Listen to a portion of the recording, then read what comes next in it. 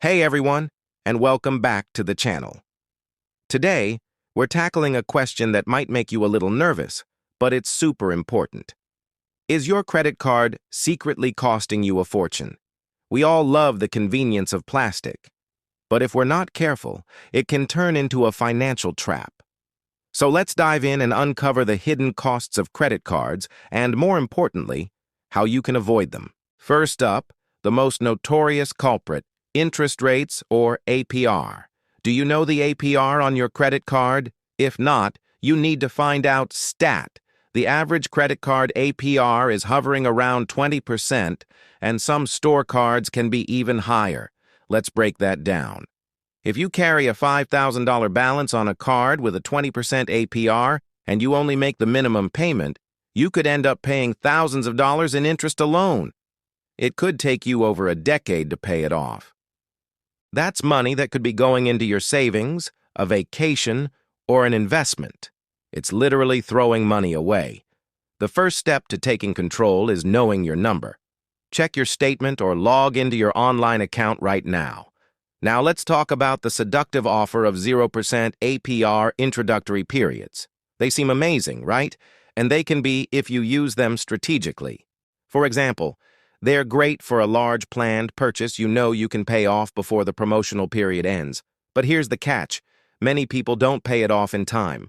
Once that intro period is over, the interest rate can shoot up to that high 20% or more. And sometimes, there's a nasty surprise called deferred interest. This means if you don't clear the entire balance by the deadline, the company can charge you all the interest you would have paid from the very beginning. It's a brutal penalty. So, if you're using a 0% APR offer, treat that deadline like it's your final exam. Set calendar reminders, automate payments, and have a solid plan to be at zero before it expires. Next on our list of wallet drainers are fees. Oh, the fees.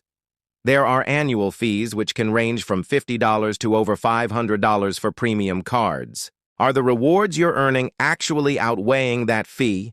You need to do the math. Then there are late payment fees, which are usually around $30 to $40. Just one late payment can not only cost you money but also damage your credit score. There are also foreign transaction fees, which can add 1% to 3% to every purchase you make abroad. And let's not forget cash advance fees. Taking cash out on your credit card is one of the most expensive ways to borrow money. The fee is high, and the interest rate is usually even higher than your purchase APR, and it starts accruing immediately. No grace period. My advice? Avoid cash advances like the plague. So how do we fight back and make our credit cards work for us, not against us? The golden rule is simple. Pay your balance in full every single month. When you do this, the APR doesn't matter because you never pay any interest. You get all the convenience, the rewards, the purchase protection without any of the cost. Think of your credit card as a debit card. Only spend what you know you have in your bank account to cover it. This single habit is the most powerful tool you have to protect your finances. If you can't pay it in full, at least pay as much as you possibly can. Way more than the minimum. The minimum payment is designed to keep you in debt for as long as possible. If you're already carrying a balance, don't despair. You have options. One of the best strategies is a balance transfer. This is where you move your high-interest debt to a new card with a 0% introductory APR. This can give you a crucial window, maybe 12 to 21 months, to pay down your principal without interest charges piling up. But remember the rules we talked about. Be aware of the balance transfer fee, which is typically 3% to 5% of the amount you transfer, and have a rock-solid plan to pay it all off before that promotional period ends. Create a budget, cut unnecessary expenses, and throw every extra dollar at that debt. Let's also talk about the psychology of credit cards. It's so easy to swipe, tap, or click, and it doesn't feel like you're spending real money. This can lead to something called spending creep, where your expenses slowly rise without you even noticing. To combat this, you need to be mindful. Track your spending. Use a budgeting app or a simple spreadsheet. Review your credit card statements every month, line by line. Ask yourself, was this purchase necessary? Does it align with my financial goals? This awareness is key to preventing small leaks from sinking your financial ship. Don't let mindless swiping dictate your financial future. And what about rewards? We're all drawn to points, miles, and cash back. But are they really free? The truth is, credit card companies are not charities. They build the cost of these rewards programs into their business model, relying on interest and fees from other customers. The biggest mistake is overspending just to earn rewards. Earning 2% cashback on a purchase you didn't need is not saving money. It's still spending 98% more than you had to. The smart way to use rewards is to choose a card that matches your natural spending habits.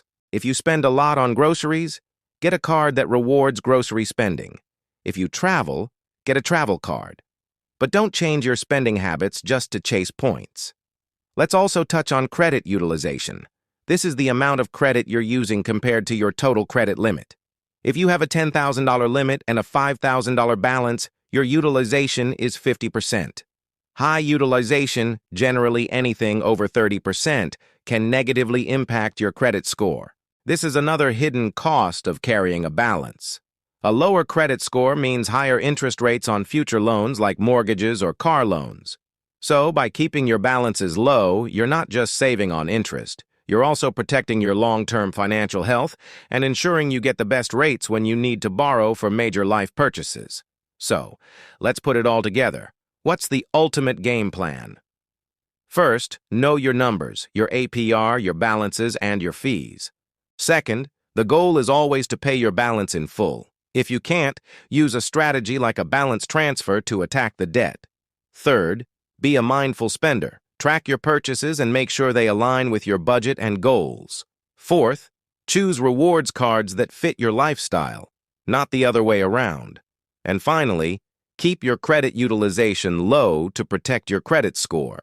Your credit card can be a powerful financial tool or a devastating financial weapon. The choice is entirely up to you and the habits you build. It's not about never using a credit card. It's about using it wisely and intentionally.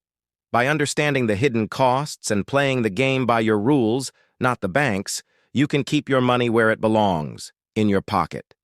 Thank you so much for watching. I hope this breakdown was helpful and empowers you to take control of your credit cards. If you found value in this video, please give it a thumbs up. It really helps the channel.